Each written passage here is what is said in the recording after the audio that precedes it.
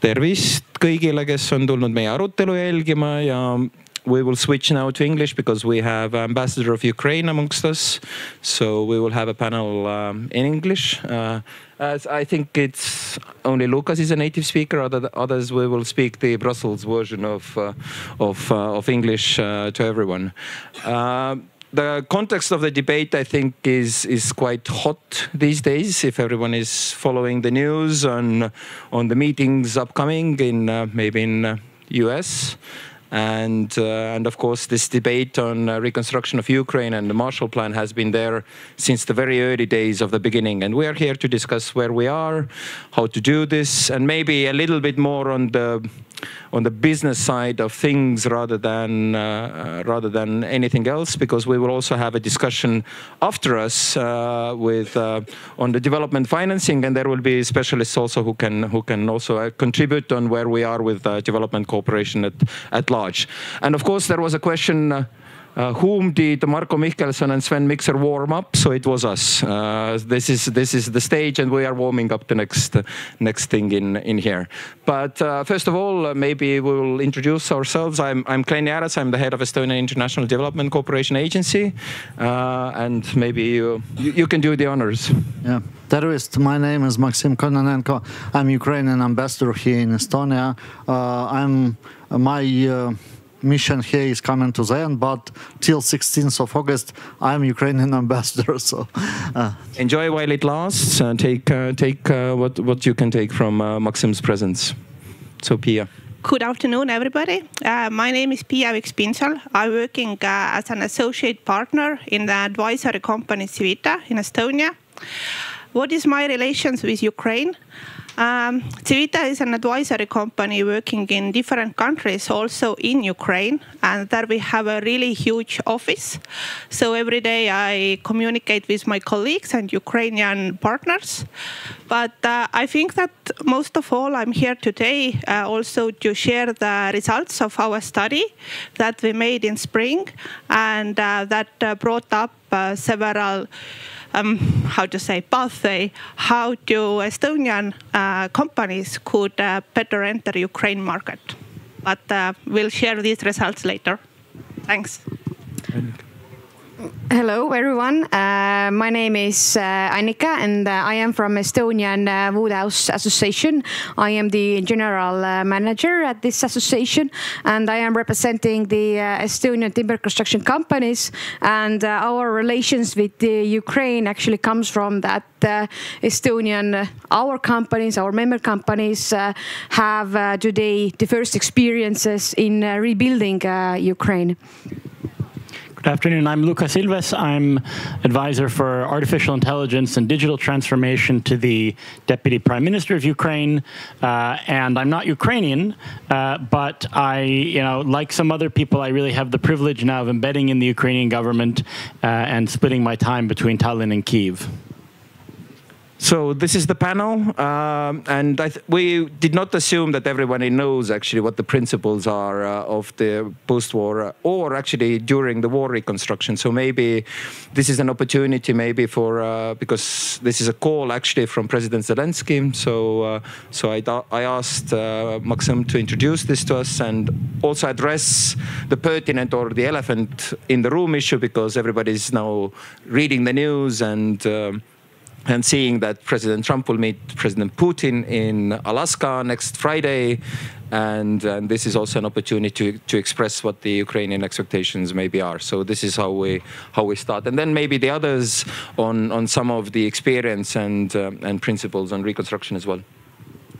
Thank you so much, Glenn. I'm already packing my boxes, but I was not able, I couldn't avoid this debate about Ukrainian reconstruction and recovery, especially when Glenn invited me to make some introductory remarks.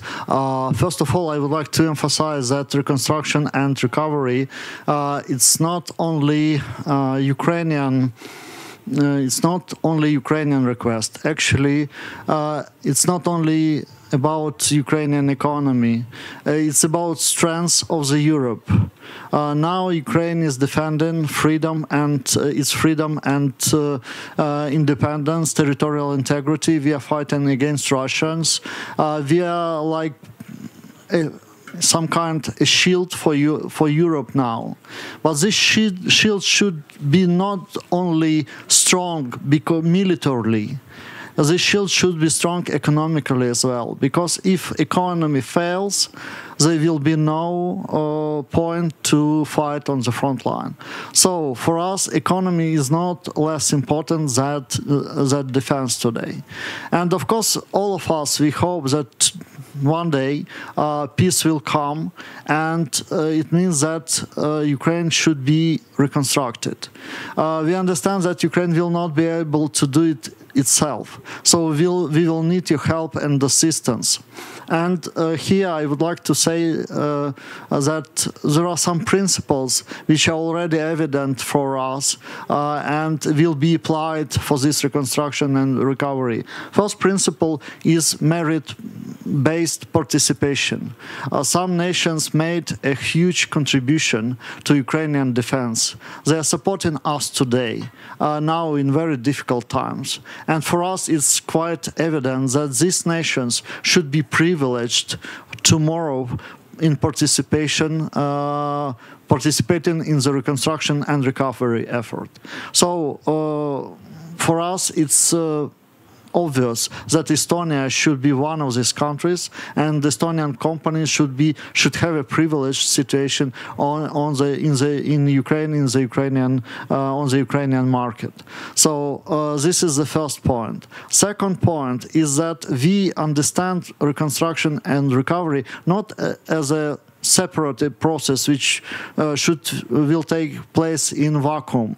This process, we consider this process as a part of our European integration. So for us, of crucial importance to combine reconstruction and recovery and European integration. And that's why we are doing our reforms now with full understanding that tomorrow it will serve for the reconstruction and recovery, because it's about transparency, it's about procurement, it's about very understandable business rules and understandable business environment. And maybe last but not the least, for us, reconstruction and recovery will become tomorrow really a priority. So, but it doesn't mean that reconstruction and recovery shouldn't take place today. To the contrary, in Ukraine we are perceived that if you want have favorable conditions on Ukrainian market tomorrow, please come to Ukraine today. Because of course Estonian companies will not compete with, I don't know, companies from Iran or Northern Korea, but you will compete with our friends, French, Spanish, British, American, other companies, with nations who have been helping us for this last 4 years.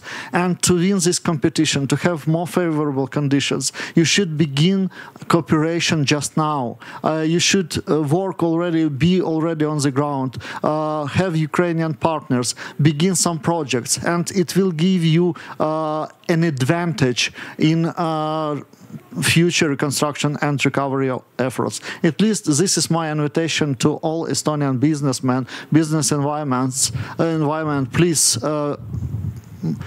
begin your participation in Ukrainian reconstruction and recovery already today, sorry. So this is my introductory remarks, and I will be more than happy to answer your questions. But let me finish by thanking Estonia and Estonians who are doing already a great job in helping Ukraine reconstruct our country, especially in Zhytomyr region. Clan and and other participants know better than me how many efforts Estonia has already deployed in order to make everyday life of Ukrainians, especially in Zhytomyr region, more bearable, more livable. Because if you then don't have infrastructure, kindergartens, schools, hospitals, life became so difficult that people are leaving the country. So Estonia is doing it already now, already at this stage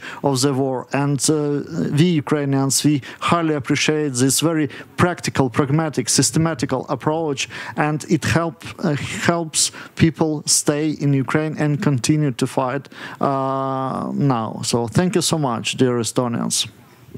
Thank you very much, Maxim. But as I said at the very beginning, that I'd like to give you an opportunity also to, since this is the hottest issue of the day, about all the rumors about discussions that are going to happen now in Alaska, and if you are having any expectations or any statements or principles to it, because everybody's seeing that there are rumors spread of the exchange of territories, and I know my colleagues in Foreign Ministry are getting quite anxious about this issue.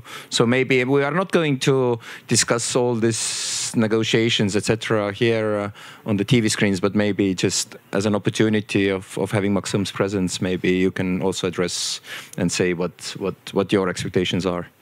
Thank you so much, Glenn. To be honest, we are really concerned. We are anxious also about these last developments because we know how Russians can manipulate, how deeply cynical they are. So they are trying to exchange Ukrainian territories for Ukrainian territories. They are manipulating. They propose so many different so-called solutions, which are not solutions.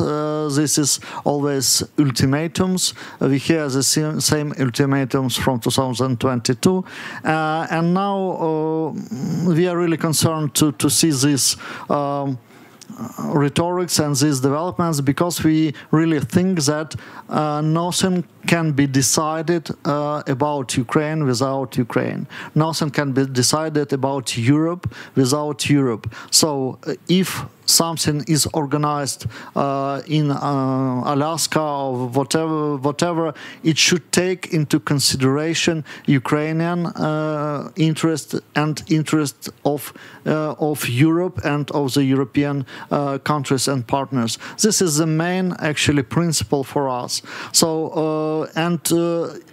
there are two things which should be always remembered when you are talking about occupied territories of Ukraine and their fate. First,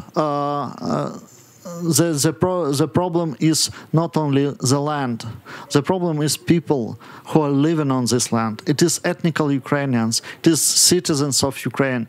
And Russians are trying to eliminate not only our state, but our culture. And to be Ukrainian is already became a crime. So if we leave these people on these territories without any hope, without any assistance, it will be another kind of genocide of Ukrainians. And just imagine any village, any city, any of your country that you are ready to give to Russians for the peace deal, for the peace agreement. I think that you will not find such a city or town or village. The same goes for Ukrainians. That's why our territorial integrity enshrined in our constitution. For us, there is no other option. And our territories are not for trade. So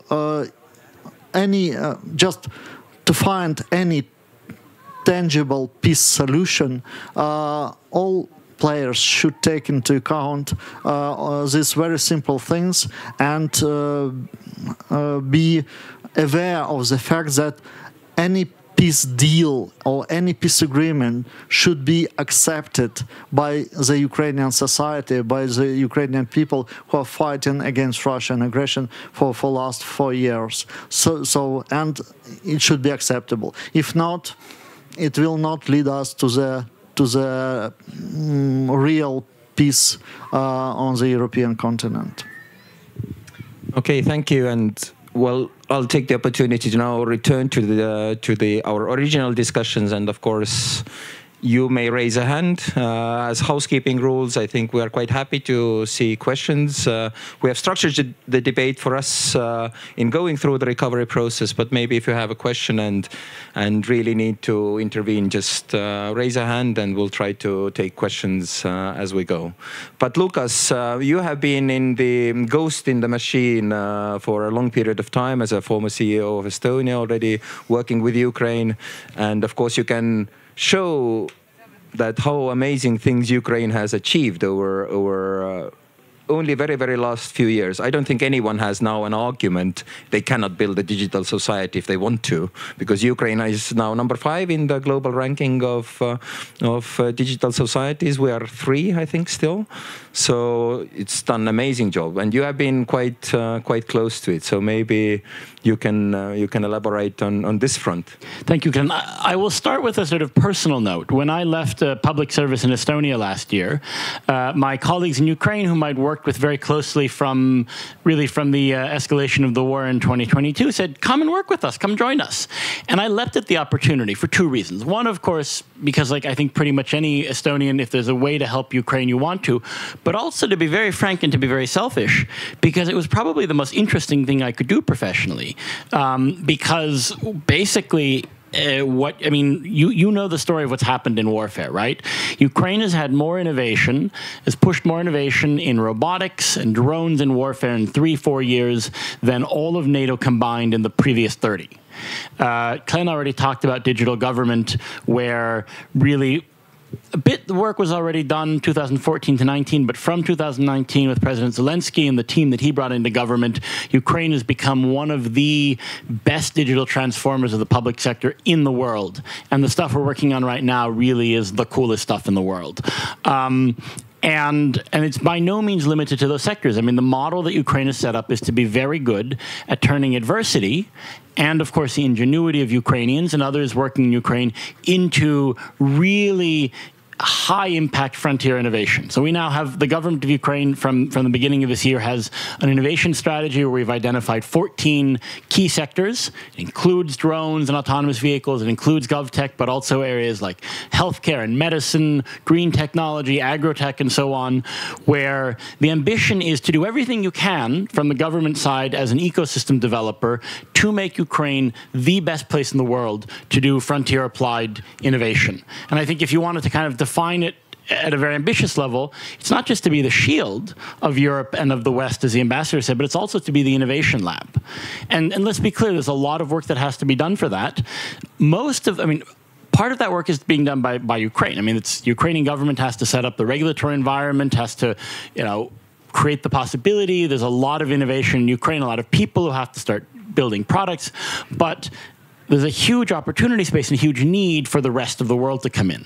And let's think about it's always good when you have an opportunity to think about complements. Ukraine has a sense of urgency, has an ability to move quickly, but there's a couple of resources that Ukraine is short on that Ukraine very much needs to reach this ambition. And the first of those is capital.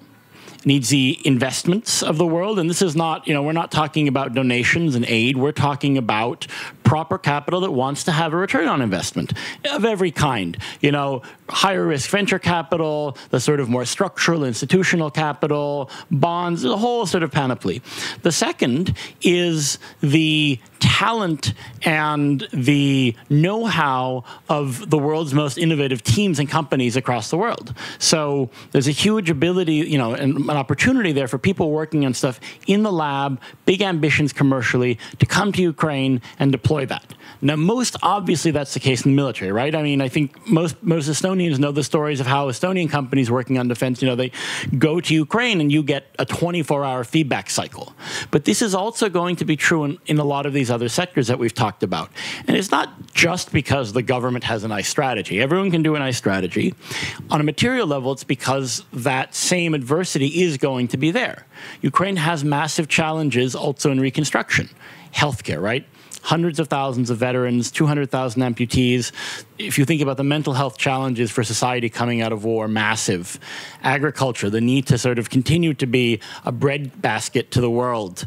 Anything around energy and environment, you're going to have to rebuild the energy grid. Not that it's all been destroyed, but you have enough destroyed and enough capital coming in. You have a chance to rebuild, the newest, best energy grid in Europe. So what my prediction and my hope is, but this is something that's going to require all of us to participate, is that Ukraine can continue doing in peacetime what it's done in wartime, which is to be the innovation lab for the collective West. And so it's not, I'm just going to finish on saying it's not an accident that the name of this innovation strategy that we announced at the beginning of this year is the win-win innovation strategy. So there's clearly a lot for Ukraine to win from bringing the rest of the world into reconstruction and doing and really doing innovation as we do it. But there's also a lot for the rest of the world to win. And if I think about all the challenges that Europe talks about with its economic competitiveness and so on, then the invitation to Europe is let Ukraine be the engine for your innovation. But I know that in your previous life you have also been the EU nerd person and quite closely seen, what the EU is blamed for, like GDPR and all these kind of nice things. And as Ambassador said, Ukraine is now taking also Europe as it's one of the principles of reconstruction. Do you see any contradiction in this endeavor? And do you see really inside some of those discussions, this is taken seriously? Well, certainly it's taken seriously. I mean, what I can say day to day is that every minister in Ukraine is very actively dealing with taking over the EU acquis. And unlike when Estonia joined, where the question was, okay, the day you join, you have to be fully compliant. There's a roadmap where a lot of the EU regulation has to be adopted now. I won't lie and say that this is never a source of tension. I once had one of the less sort of policy where technical people come to me and say, EU AI Act, it's a disaster. Can we not do it? And I'm like, I have bad news for you, Ukrainian people decided to join the EU. This is part of the deal. But this is, of course, I mean, I would say Ukraine is going to be the 28th country dealing with these trade-offs of how the sort of regulatory environment of the single market works. So there's also no deep tragedy there.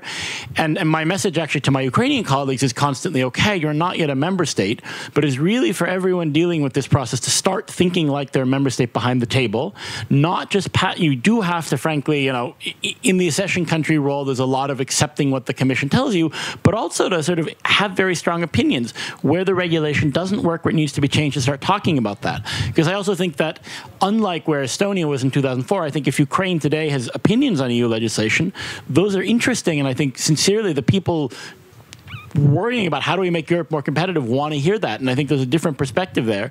So yeah, there's a bit of a dialectic there, and there are definitely some areas of regulation where maybe if Ukraine were doing things completely on their own, they'd be a little bit more deregulatory.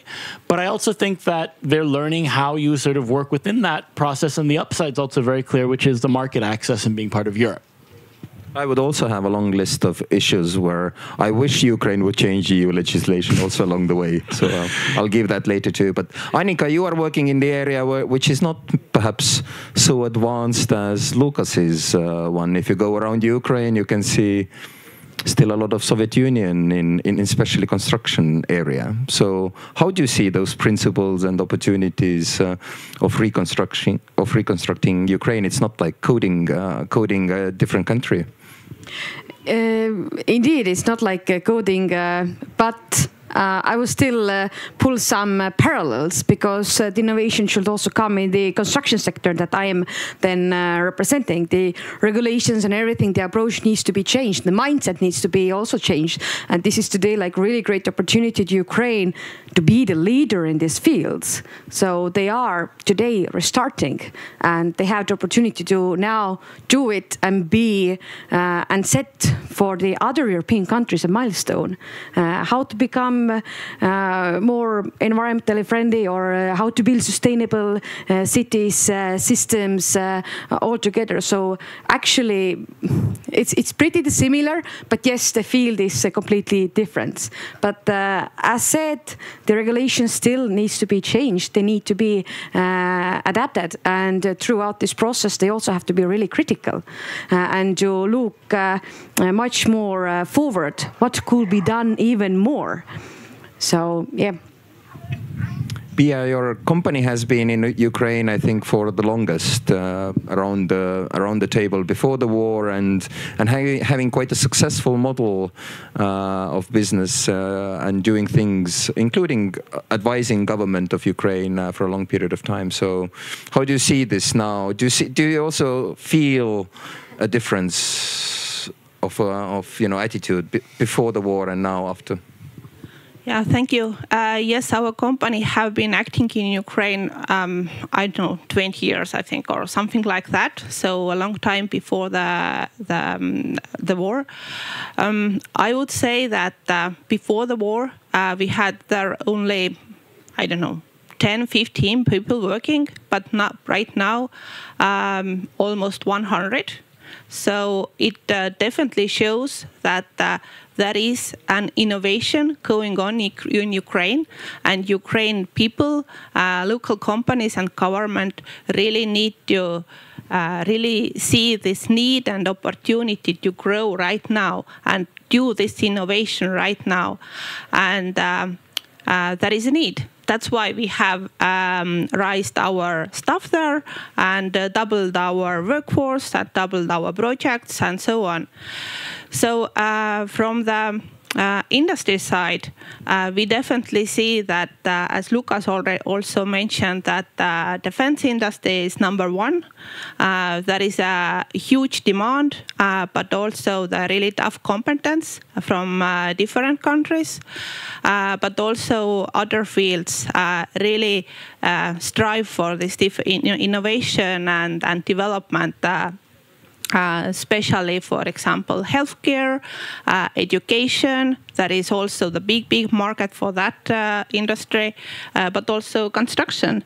One company came to us during one project and with a vision not to just build up again the kind of ordinary houses to the citizens again, but just to establish a really new, smart and innovative area of Ukraine, where kind of all the infrastructure should be smart and automated and something that have been never done before.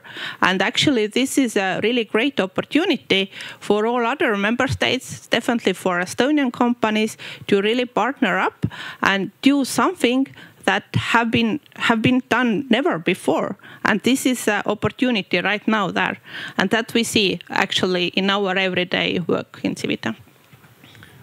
This discussion is not happening in the void, because I think very recently in the Ukraine Reconstruction Conference in Rome, I think it was agreed or asked also by President Zelenskyi of Estonia to host Ukraine Reconstruction Conference in 2027. So I think this is a very big challenge for such a small country to host, and also a great honor. This discussion is also not happening domestically, because I think Estonian government program for supporting Ukraine is running out in 2027, so the discussion is coming up.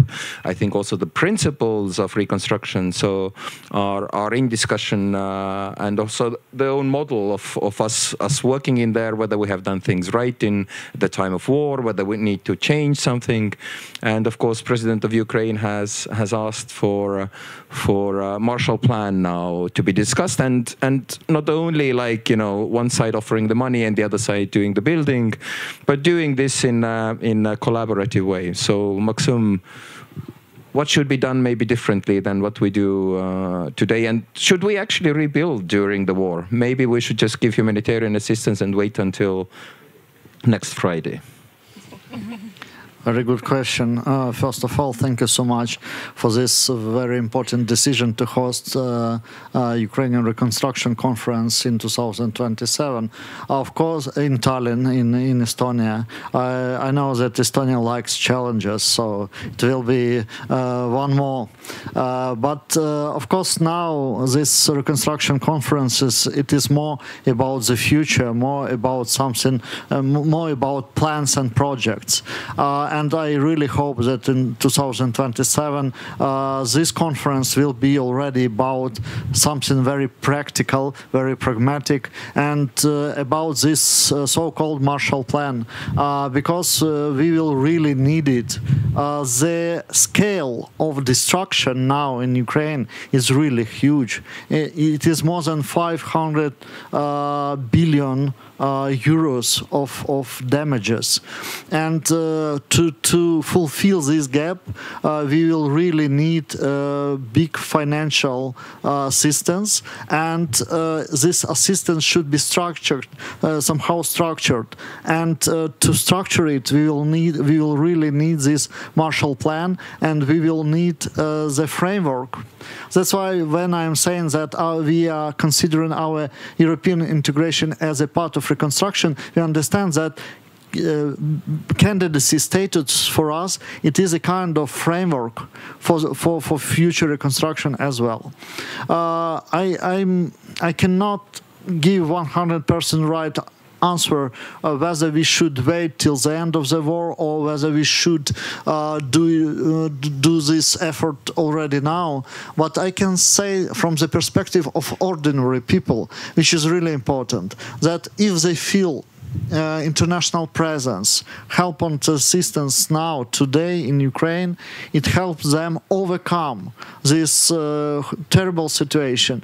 It gives them a feeling that they are not alone, that they are not abandoned by the international community, by our friends and partners. It gives them a strength to fight, to live, and to work. So that's why, from this human perspective, all these so-called small projects, I don't know, family house, foster family house, school, or bridge, in the scale of the country, it is a small project, but for people living in the region, it is a big thing. It is really motivation to continue to fight and to live in the country. So that's why, from this perspective, and to my mind, it is very valuable, and it should be done already. And Estonia actually showing example to many other big players how to proceed in this situation, not to hesitate, not to put all this for tomorrow, but do something concrete already today. And I would like to mention several more principles, if I may, of this reconstruction and recovery. Please do not focus only on the capital. Regions are very important. Ukraine is a big country, and every region is attractive. And I can say from my perspective, because we were approached by one Estonian company as an embassy to assist in identifying the site for construction of factory. And me personally, I've contacted four regional authorities. Everybody made excellent proposals. They were so interested to have such a factory, a business in their region, that they were ready to give, plot land to all connections, electricity, whatever. They were ready to provide best possible conditions. That's why, please, when you are looking for the project, do not focus only on the capital. And second thing is funding or financing. Of course, we will be really grateful to our international partners to provide us with this financial assistance within the Marshall Plan. But actually, it would be just if the nation which destroyed our economy, which destroyed our cities, will pay for it. That's why we are emphasizing all the time that Russian frozen assets should be seized and used for the reconstruction and recovery of Ukraine. Russia should pay the damage they caused to our country, and not our partners, actually. And the last point, which is also important, now the scale is so huge that all sources of funding are important, and state-private partnership will become the key word for the reconstruction and recovery tomorrow. So please keep it in mind. Thank you. Thank you, Maxim. In reverse order, Pia, I mean, it's the call is to, you know, work both ends. What would make it easier for Estonians to work in? I mean, based on your experience in doing projects with the authorities, you also, Annika, what would make it easier for you to do this together? You mean what would make it easier to start the reconstruction process because, you know, at one end is Ukraine in really big need, and there is the call from President Zelenskyi to do this together. What would make it easier based on this experience, you know, to make that endeavor easier for Estonian companies, Estonian NGOs, maybe civil society, consultancies, everyone? Yeah. There is definitely several challenges while you want to start doing something in Ukraine. You need to keep in mind that there is definitely the high risk kind of market. Risks are, for example, related to the war, but also quite complicated local administrative processes, maybe some legislation that we are not used to, and so on. Also, the local business culture is really different. But based on our own experience, and also based that study that I already mentioned, maybe the key element is to do things together with some local partner. And this is a really important thing to keep in mind, that just individually enter the market if you don't have any experience. It's really hard, actually. And there is a lot of Ukrainian really smart companies are eager to partner up with people from foreign countries. And I would say that Estonia has a really good kind of potential in Ukraine. We have had very good demonstrated very good projects there already. So what is my message here is that you need to find a nice partner to partner up and do your business together, share the risks, and so on. That we have done, and I have seen several really successful projects like that. And this local partner also helps Estonian companies and then those Estonian businesses to navigate in the Ukraine market. This is a key message, I would say. Annika, you are also doing this during the war. So does it also give you an edge during the war? I mean, it gives Ukrainians hope, and also is psychologically very important to be present.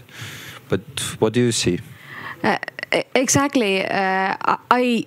I certainly believe, and when you're asking, do we need the Marshall Plan and when we should execute that, then my answer will be that we should have this as soon as possible, and we should act already today. We shouldn't wait until the end of the war, because then it might be already late. There will be no people perhaps coming back to Ukraine because they have already integrated in the other societies, so on and so on.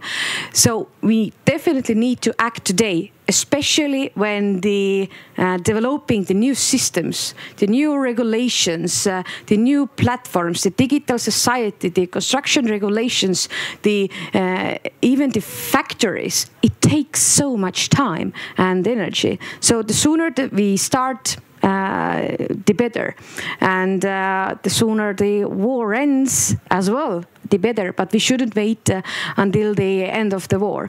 And what else I would like to emphasize, that indeed Ukraine itself needs a strategy, but all the rest of the world also should have a strategy with Ukraine, how to support, how to help them out, but also bearing in mind that it's not only the humanitarian aid that Ukraine needs. Like Lucas also mentioned, that they need capital, they need investments, but they also need the knowledge. So actually, the core is actually collaboration. And throughout this collaboration, we can learn. Our companies today already have learned so much about building shelters. Building shelters as well, but not only. Building the trust and also finding a new ways and manners that they can later actually utilize in their other business partnerships and so on.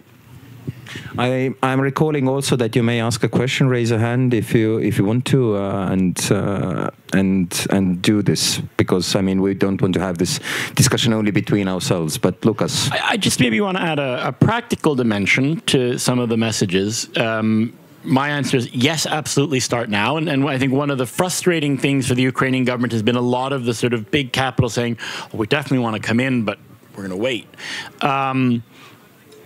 Just to be very direct, I mean, the kind of unspoken question of people's minds, well, if I build something, will it get blown up? To reiterate what the ambassador said, Ukraine is a very big country. Zhytomyr, which is by no means at the western end of the country, is as far from the active front line as we are right now from Oslo. Just to picture that, right? And furthermore, while we do read about the sometimes hundreds and hundreds of Shaheds and drones and missiles that get launched, Ukraine is very good at air defense. They're not imperfect, and yes, Ukraine needs all the Patriot batteries it can get, but 85 to 90% of those things get intercepted. And so, you know, if you want to go and build a really expensive infrastructure object, you know, near Donetsk, maybe you want to wait till there's some more clarity. But if you're thinking about building something big, infrastructural, expensive in Zhytomyr or in Lviv, or building a factory, I mean, yes, it would be naive to say there is zero risk or that the risk is identical to a country at peace, but it is a manageable risk and something you can factor into the project. So 100% start building and investing, not just, of course, the tech stuff and the software. I mean, that sort of goes without saying, but also the hard physical stuff, the networks and the electrons and the atoms, not just the bits and the bytes today. I see actually, Anumal, you are in the audience who have worked with Ukrainian and Estonian companies both ways. I don't know if, Lembe, you can give I don't know if you want to come in and share your experience with the audience and maybe encourage also, because you have worked extensively with Ukrainian and Estonian companies working together. Hello, Glenn, and thank you for the word. So we have been working in Ukraine since 2017, and we have training Ukrainian companies about how to do export.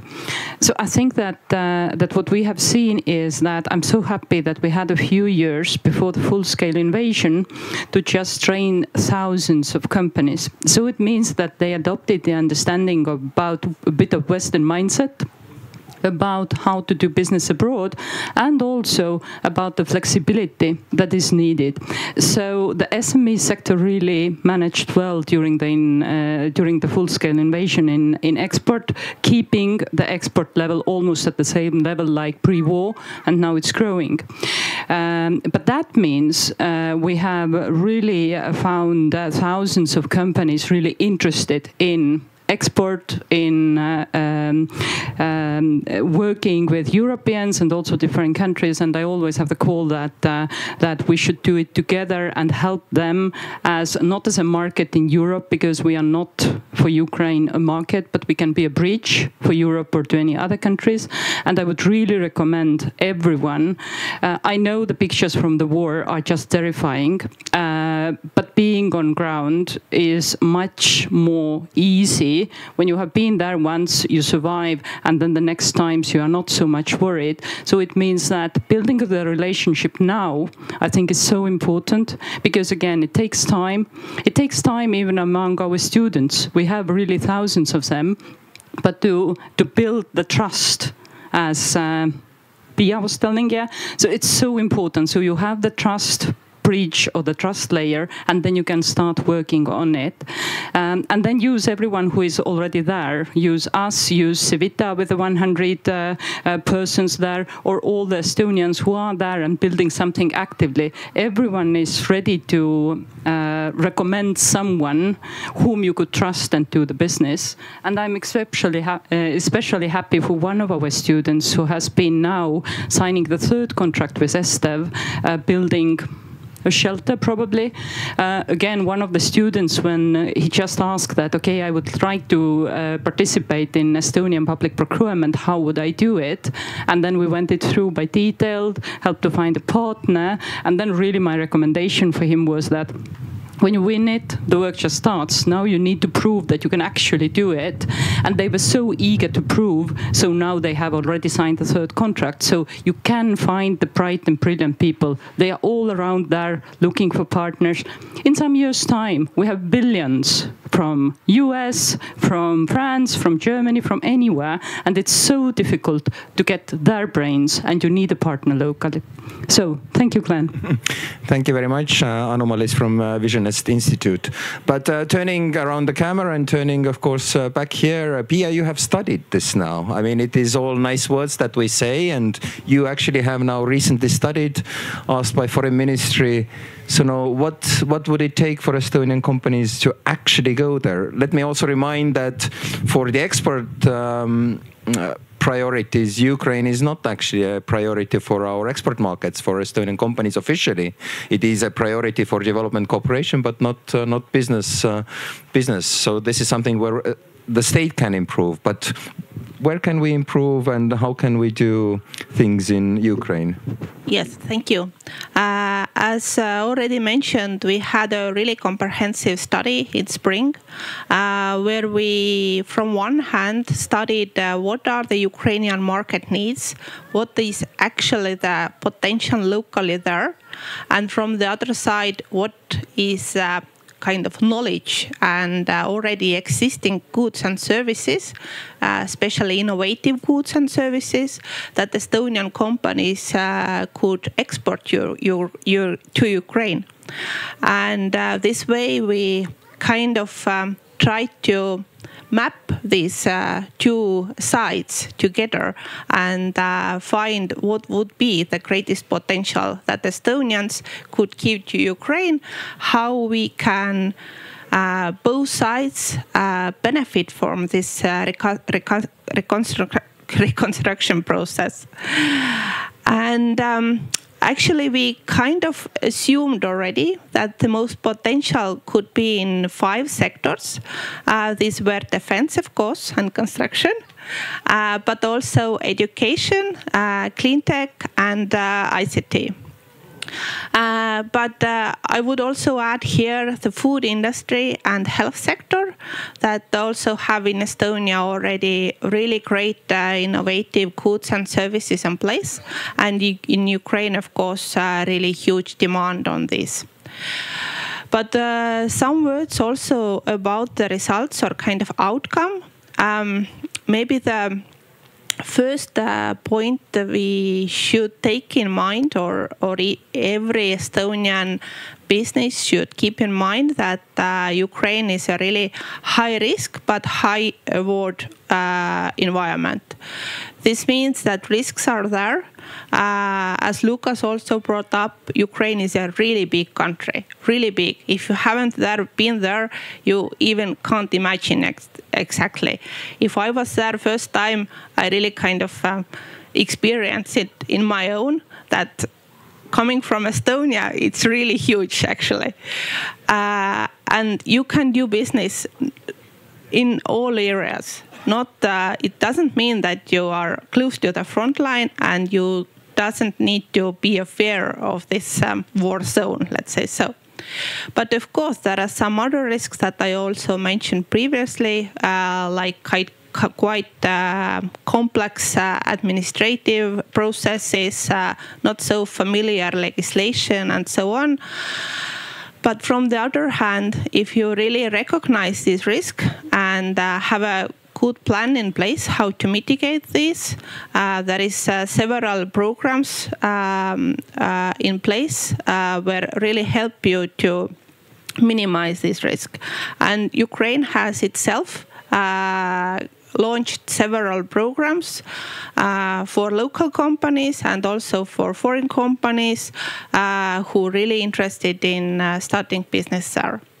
So this is my kind of one outcome from the from the report or from the study that be aware of the risks, but you will be definitely high awarded also. And maybe the second point is that we're also mentioned here that we strongly recommend to find a partner and be locally there.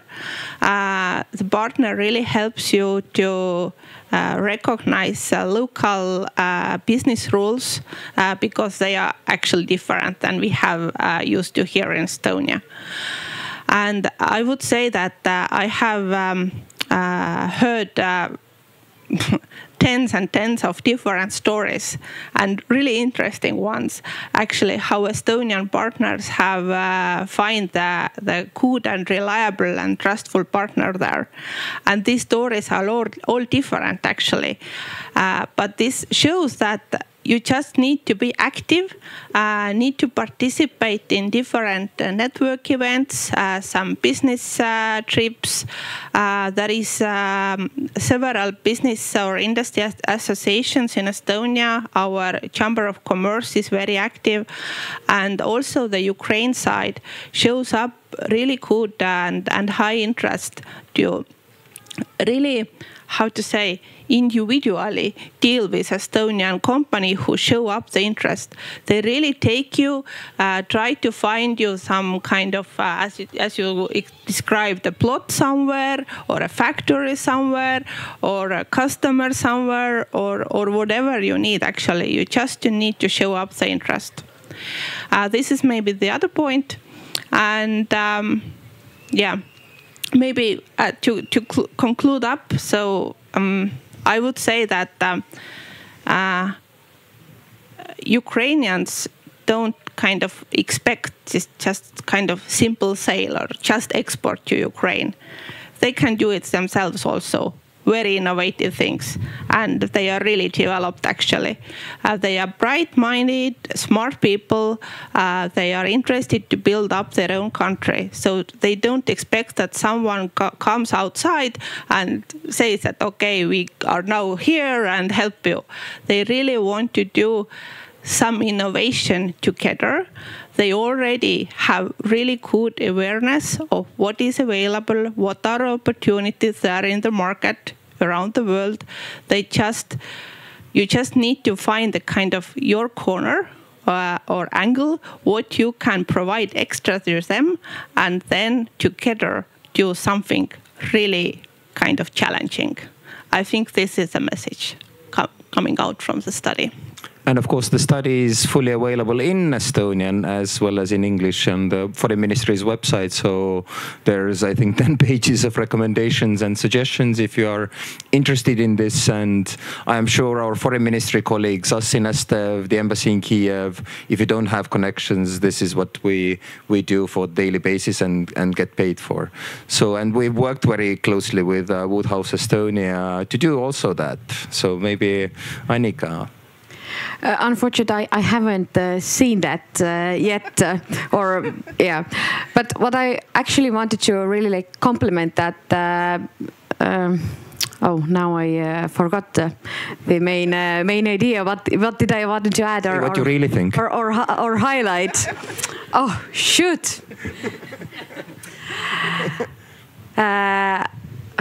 Lucas, do you want to come in between? You have the ear of first deputy prime minister of Ukraine, and Estonia actually has a huge success story in Ukraine digital society, because Trembita is actually helped to be built being built in a lot with Estonian experience, but also e-governance academy and Cybernetica Estonian companies have been very, very closely involved. So. That's right. So the backbone of Ukraine's digital public services is built on Estonian technology, with a lot of involvement of Estonians, and there are all sorts of Estonians involved, both commercial and non-commercial, in doing the public sector digital transformation.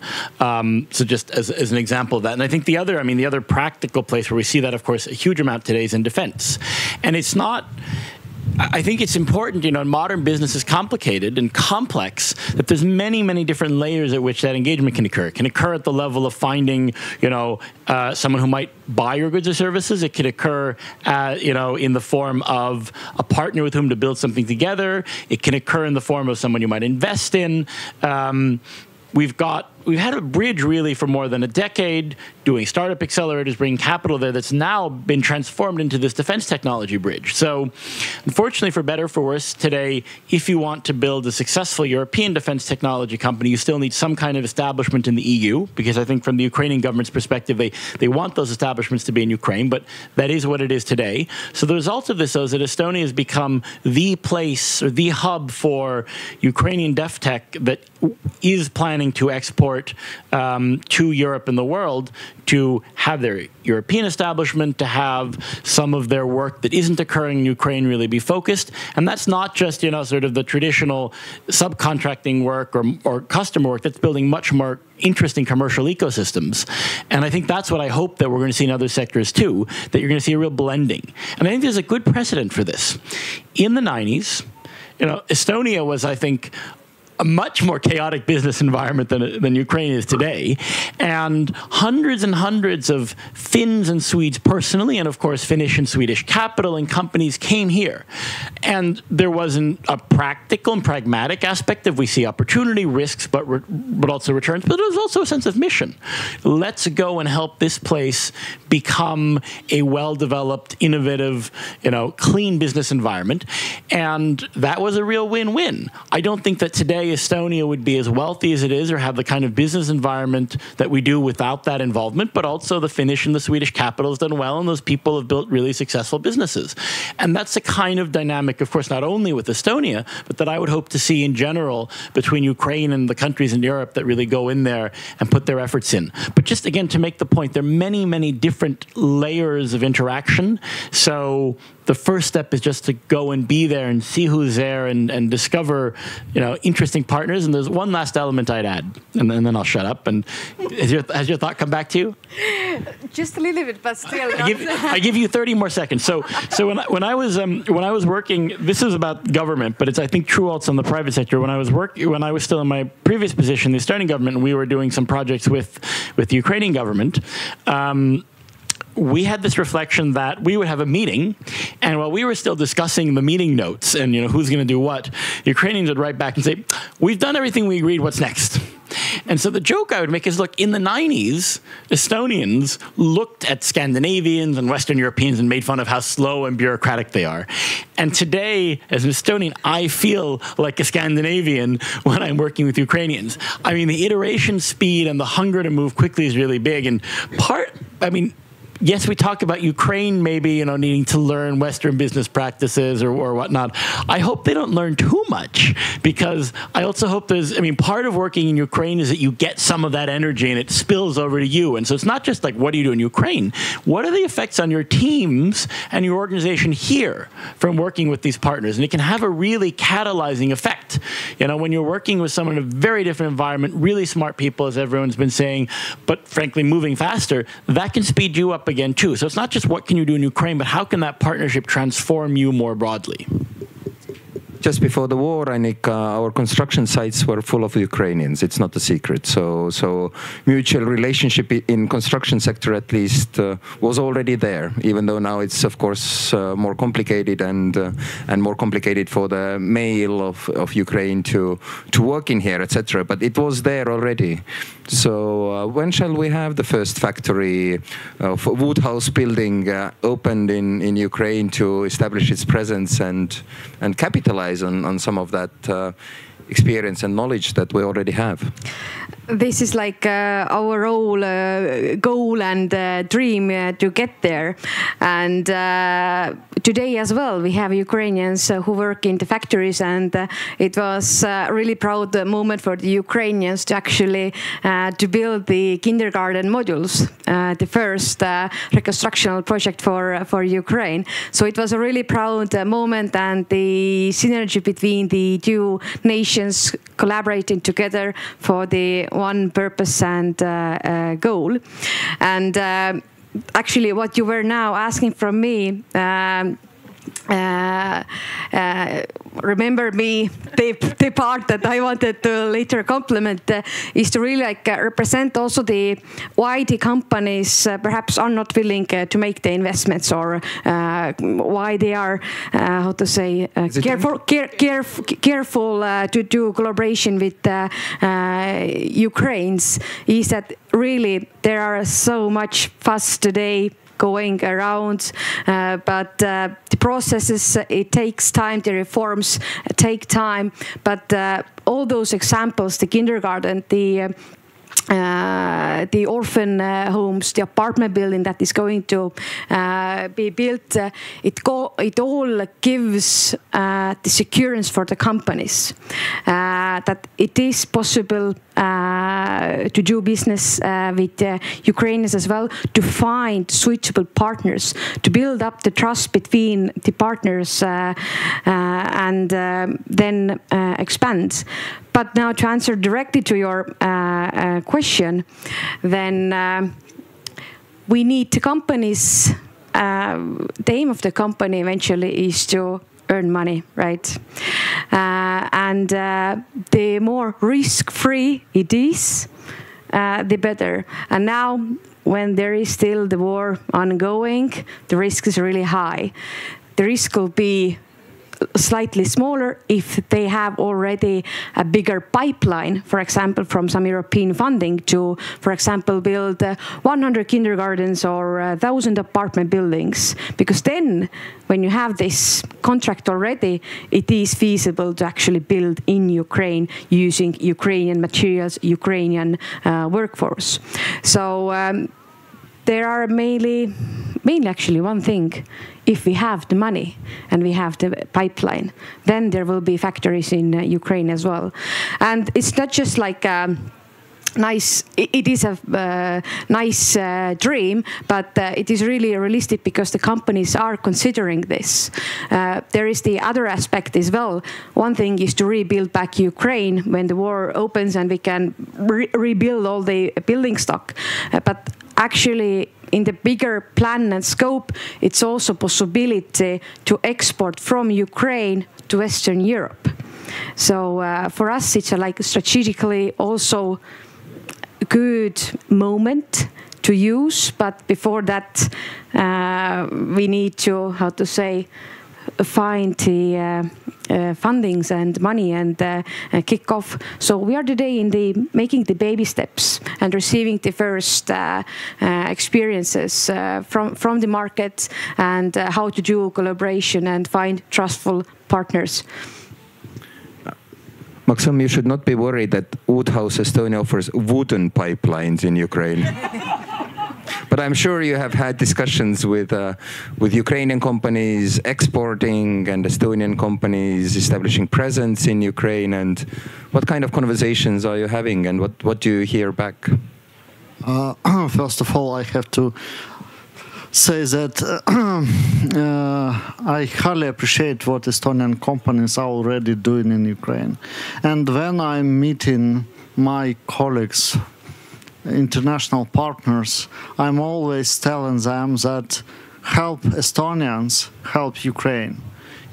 Maybe you don't have the courage to go on the ground in Ukraine to do something by yourself, but you have funds, you have money. Please use this money to help Estonians to multiplicate these projects they are already implementing in Ukraine, and it would be of great help and assistance already, because they are doing very important things on the ground. So, but I would like to come back to the point that, of course, you can come to Ukraine, do your business actually by selling something, by selling goods, whatever technologies. But what is really important is to come to Ukraine not with just selling goods, but to come with real project, come with technologies, come with capital, and you will, of course, risk is high, as it was mentioned from many perspectives, but the outcome also can be very rewarding. And if you bring technology, if you bring capital, it can give an excellent result. I have very simple example.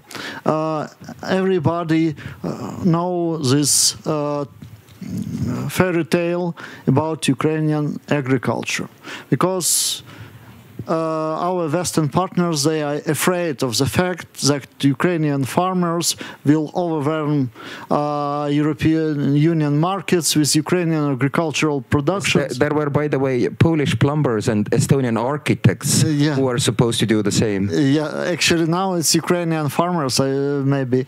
But I just recently we had a visit of Ukrainian Minister of Agriculture, and he said, look, I accompanied him, and we discussed the question of production. Actually, in Estonia, you have 1 million hectares of agricultural land, and you are producing the production from this 1 million hectares for 2 billion euros. In Ukraine, from 1 million hectare, you are producing production only for 1 billion euros. It's a huge difference. It means that we don't have necessary technologies, necessary investment in agricultural sector to produce more. So. And here is a huge window of opportunities for investment, for technologies, for the development. We can take any other sector, IT, of course, defense sector, which is booming now because of the situation, and you see that we have a lot of innovations in Ukraine. And what is important is these innovations are very competitive in price and efficiency. So here investment could be also be very important, but also healthcare, as it was mentioned. So one more time, my invitation is to come to Ukraine to begin your business already now, and of course use private partners. They were mentioned here. I will not enumerate them, but I would like to draw your attention to the fact that Ukrainian government, Ukrainian Ministry of Foreign Affairs are also ready to step in and to help to find reliable partners and contacts, because we have some digital services like a program which is called Nazovny. If you won't find good partners in Ukraine, you can submit a request, and Ukrainian diplomacy and Ukrainian government will work on it and will propose you some partners. And the advantage of this procedure is that these partners are already screened. So you know that they are already reliable. This is real companies doing real stuff, and you can have a partnership and to work with them. So we have some other governmental programs which are maybe for more important investment. I mean, just please, you can use all these instruments to be sure that your business will to manage risks actually, and to have already the first step in Ukraine. Please use these instruments. If you would like to know more, Ukrainian embassy is always open for to receive you at our premises to discuss these economic opportunities. Please, you are more than welcome. One way, of course, to work in Ukraine is also Estev's calls of proposals, which are, of course, oversubscribed. But if you want to try and test out something, many people do. We are oversubscribed 4 times this year. We had a call of proposals for, I think, 2.5 million euros. We received proposals nearly 9 million euros.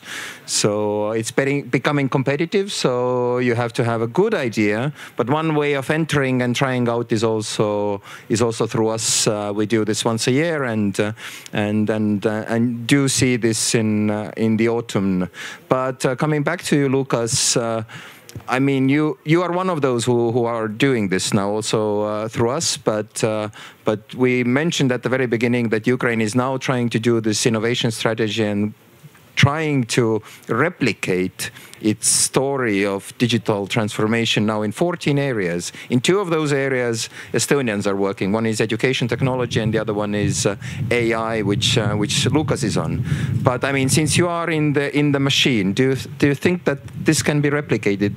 The productivity goals, if Ukrainians are now really start working on agri-tech, there will be a new John Deere or how would you say, someone Koval named Maxim Kononenko named tractor? Yeah, why yes, not? something like that. I'm ready. Lukas, do you see that now happening? You know, the energy that Ukraine has put into digital now, seeing in health and agriculture. So look, I mean, I'm not going to pretend that there won't be challenges. And so let's be very clear-eyed about these challenges, right? I mean, Ukraine has gone through a massive transformation really in the last decade. I mean, the society that Ukrainians have built since the Euromaidan is nothing like what you had before in terms of business environment, a lot of corruption. But these things also take a long time. We're talking about a large society, mindset shift. It's a generational question. So there's no pretending here that there aren't still going to be challenges there, and it's primarily Ukrainians that are going to have to do that work.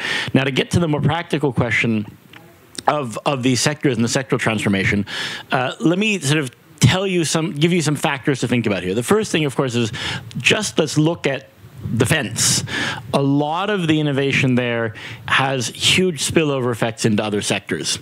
So everything that's been done in autonomous vehicle and robotics quickly moves into a whole bunch of other areas. Healthcare, for instance, right? One of the areas of massive innovation has been around prosthetics.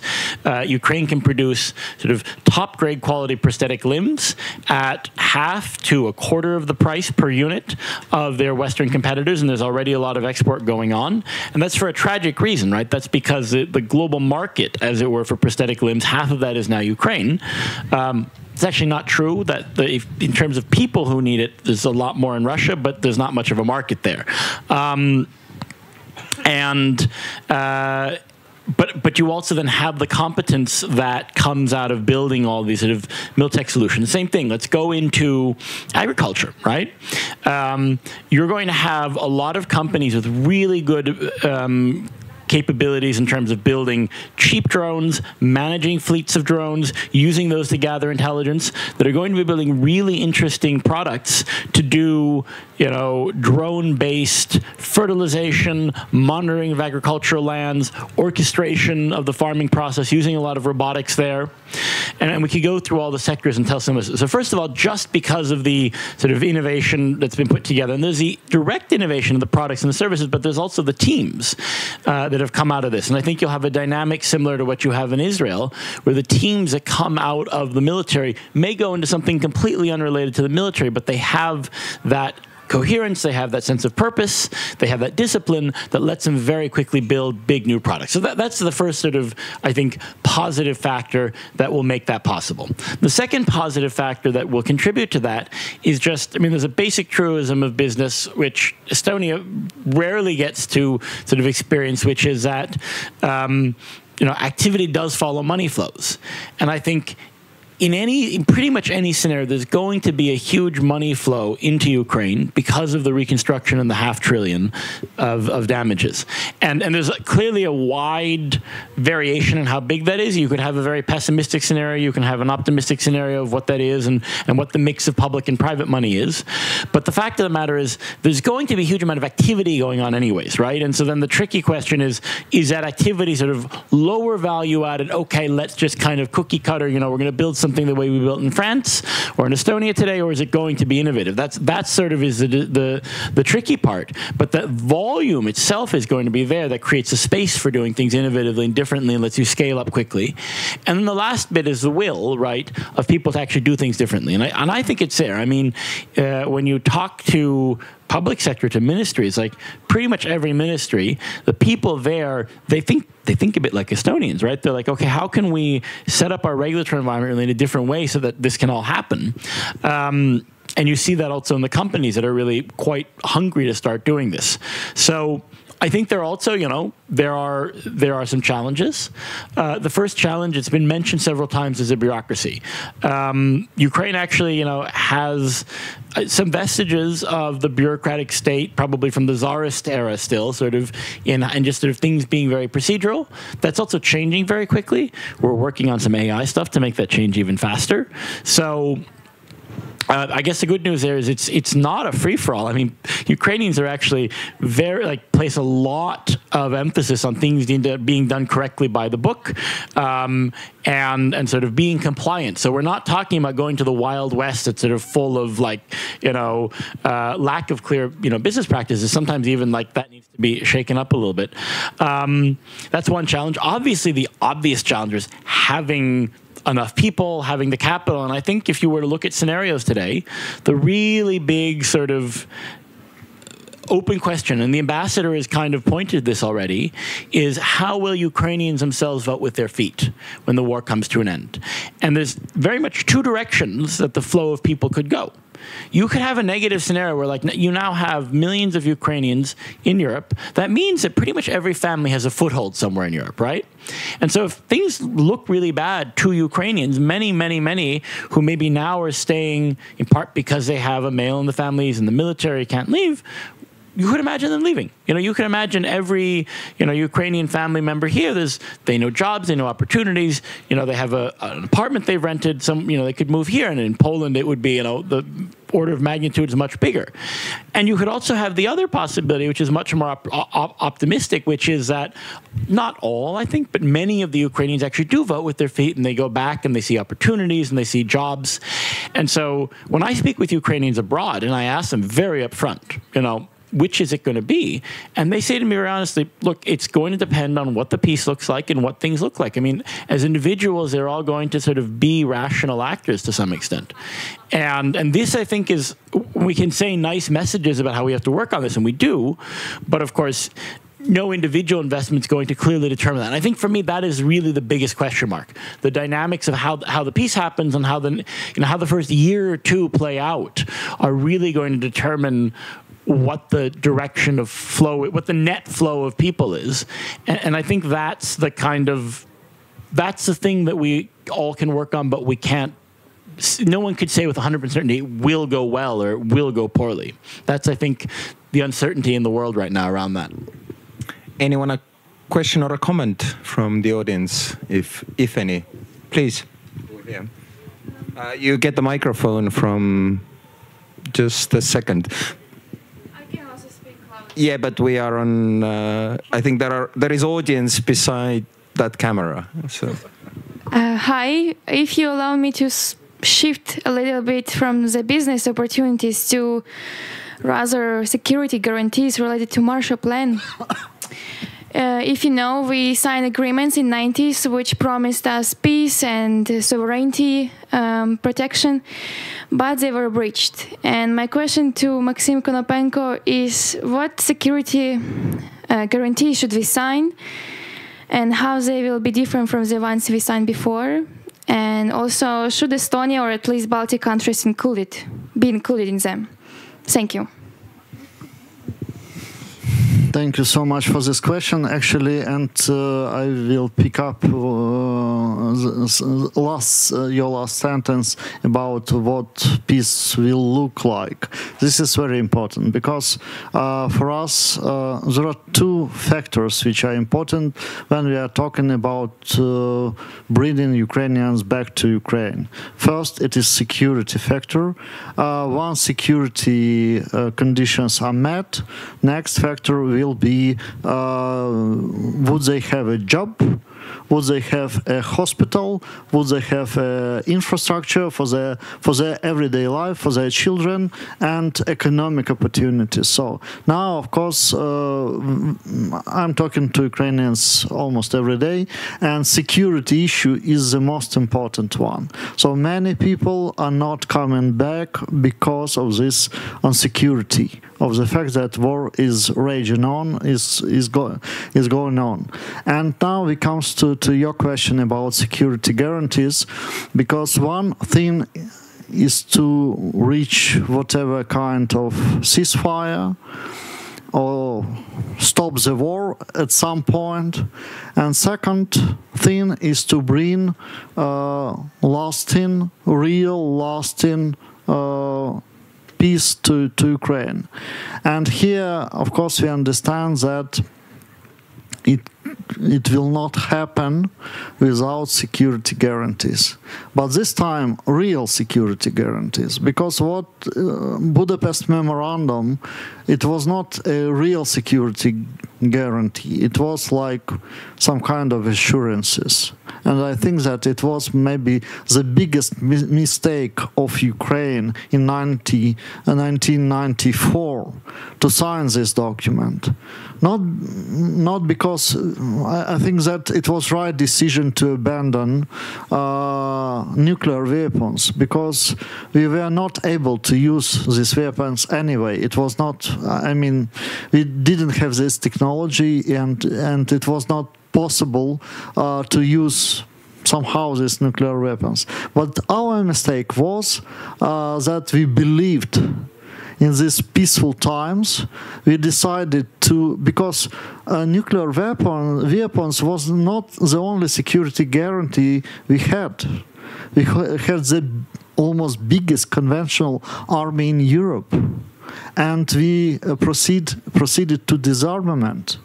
Actually, we gave up not only nuclear weapons, we gave up so many weapons and even strategic aviation which Russia is using against us today was given by Ukrainians, because it was based in Ukraine actually. So, in my understanding, the most reliable security guarantee for Ukraine tomorrow will be our army. This is for sure. And that's why any conditions or preconditions to limit Ukrainian army, to disarm Ukrainian armed forces or whatever, they're completely unacceptable.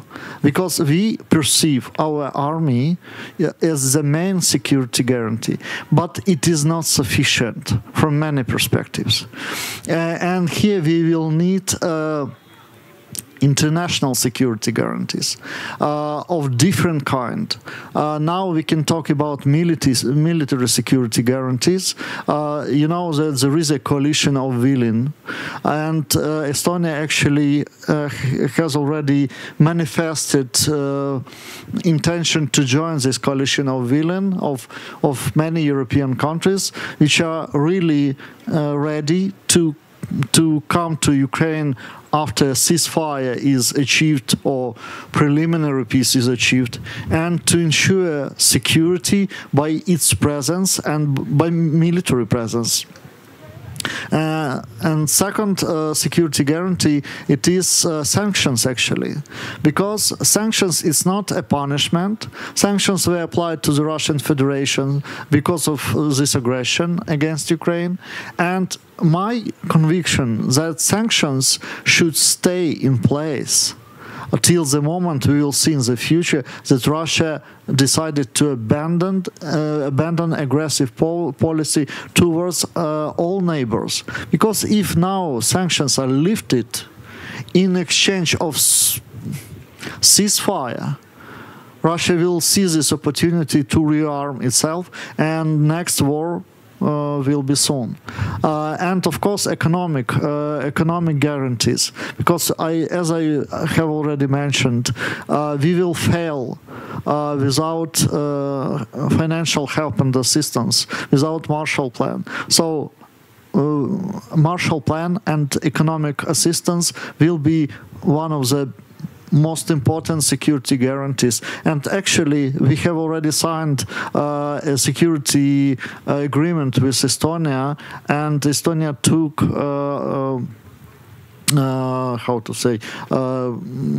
took already some commitments within this security agreement to provide help and assistance to Ukraine for 4 years. So I don't know how this mechanism will evolve. Maybe under NATO chapeau, a NATO head, maybe under the European Union. But I think that this mechanism should be revised and provide to Ukraine the comprehensive system of security guarantees, political, military, and economical. And it will contribute inevitably to the security on the European continent. Yeah. Okay, we have few minutes left. I still come back to the question I asked from Lucas and hope to draw from there. Annika, I mean, how can we scale this up? I know that, of course, we speak here nice words about Ukraine and where our hearts and minds are with Ukraine, but at the same time, we also see on a daily basis the difficulties the construction companies are having at the site, from the project management, from the supervision of construction to building things. And how can we scale this up so that the reconstruction effort in construction would not go sideways and would go more the European ways? How can we get, like in Estonia after the 90s, get European companies, Scandinavian companies, as Lucas was saying, entering and actually transporting a country as much maybe as the legislation that the civil servants drew up based on the Western experience? Because I think there's truth in it that the companies did as much as generating a business transparent, corruption-free environment as did maybe the civil servants and maybe the security police.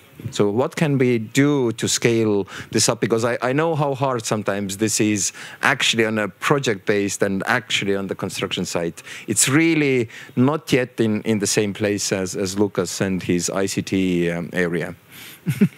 Indeed, it's not in that place, but I will say like experience,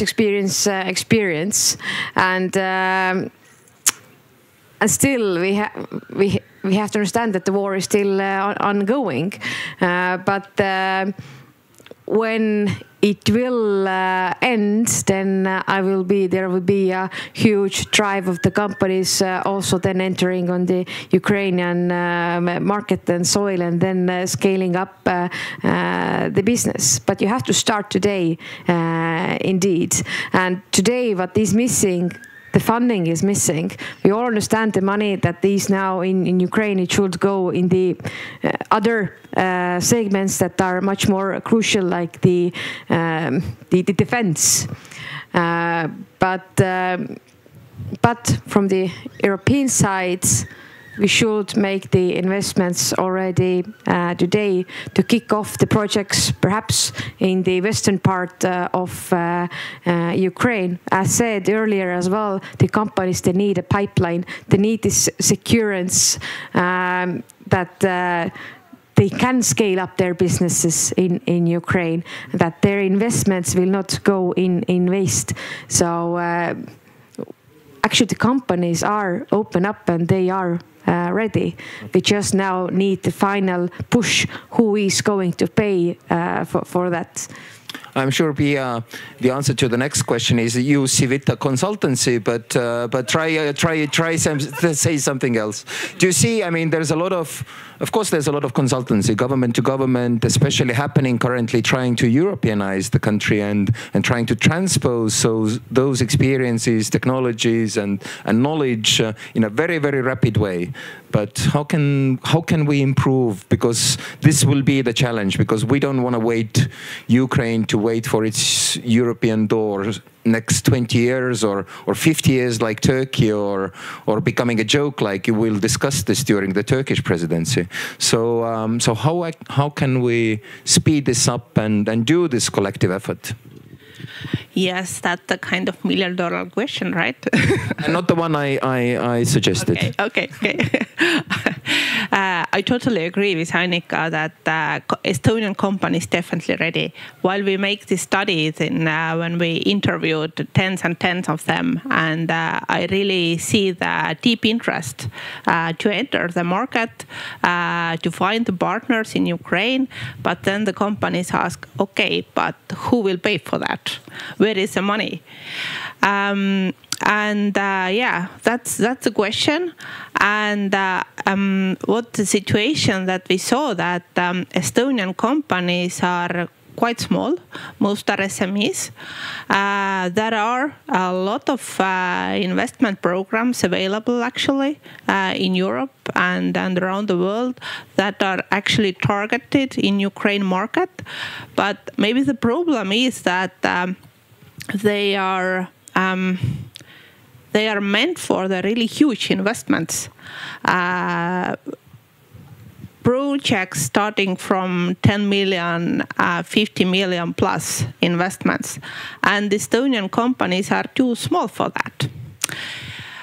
One opportunity is to be a subcontractor for some other European company. For example, find someone from Germany, from France, for so on, and to kind of be part of that chain, but still get this opportunity, get this funding, and that's one possibility. So what else? I would say that what we can do is to use more that situation that maybe ESTEV and other association, and there's also Estonian Chamber of Commerce also kind of started in Ukraine. There are many good example projects already there. And I really feel that Ukraine people and companies see Estonians a bit more kind of advanced or kind of how to say, in the better position compared to the other countries. They really understand or kind of see us that we have experienced the same situation that they have right now, and this is definitely one advantage that we have, and we really need to use it. For example, in Civita, we have had similar studies for other countries also. We have done the similar study for Poland, for example. The same thing to Sweden. There is a really huge action plan in Finland how to establish business in Ukraine. So there is other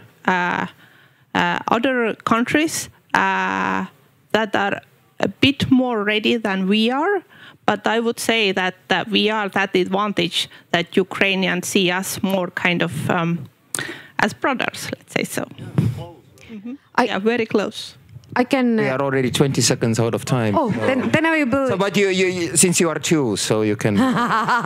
Thanks. But I also wanted to add that the second thing is that. Yes, it's a high-risk business to now set up a factory in Ukraine. It's doable, right? You can find a partner, you can do, and this is what we all like expecting and hoping for. But you also have to understand, like today, for example, in our sector, we are in a crisis as well. We are actually on a surviving mode. So we cannot allow us to do these type of too risky business. So, but I would also believe if it would have been a better situation today in timber construction sector, then perhaps it will be, we can make quickly those investments as well. So it really has multiple levels before you can enter the market, the securance, but as well the companies themselves, they have to be enough big and they have to have this wallet with themselves. Today they are too thin. Okay, since we're out of time, I'll draw 3 points. First, I think everyone here, as everyone who wants to work in Ukraine in the future, the first question, I think, after the war, inside Ukraine and outside Ukraine will be, what have you been doing these 3 years lately? So better to be on the right side of that question and help Ukraine now and work in there. It will give you also an edge and advantage, and as you say, brotherhood and sisterhood, and emotionally, this is the most rewarding job maybe I've ever done, for example. The second thing I wanted to ask to pay a round of applause to our panel, and of course, especially to Maxim Kononenko for his service in Estonia for the last years, and wish him well for the future. We will be your brothers in arms years to come. So thank you very much, and see you next time.